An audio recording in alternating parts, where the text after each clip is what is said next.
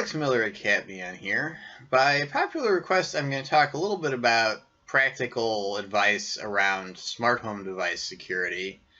There's a story I really like to tell. There was a particular brand of smart refrigerator, of course it can talk to the internet. A group of hackers target this smart refrigerator and use it to do a DDoS attack. Maybe you're at the grocery store, you're trying to ask your refrigerator whether you need to buy milk or not.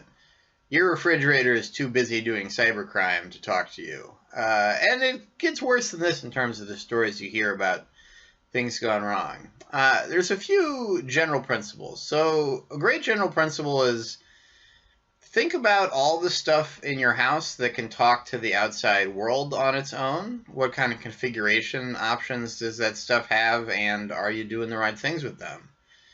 This blanket question really drives everything I'm about to say, but to get into some specifics, so your router is going to be the gateway to the outside world for most of your smart home devices. Typically, routers will have an admin portal with different kinds of security settings. You might have gotten a router where the password to that admin portal is admin.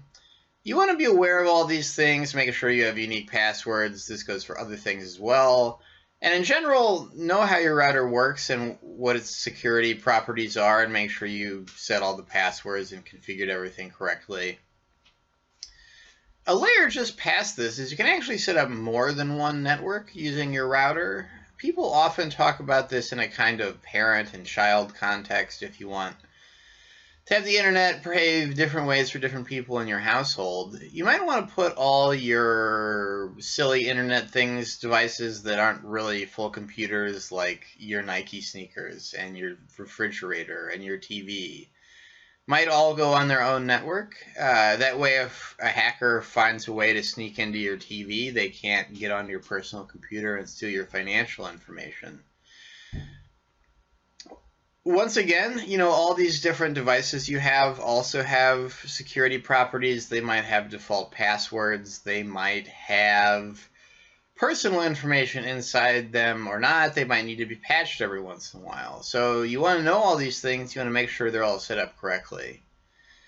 Now, it's kind of a drag. A lot of these devices will have universal plug-and-play, so you just get it out of the box and turn it on, and it knows how to talk to your TV, which is great from a user convenience standpoint. Maybe after you've been using the thing a while, you might want to turn that off and manually configure it, because things that are easy to use and connect to everything for you without you doing anything will behave that same way for somebody trying to get into your network.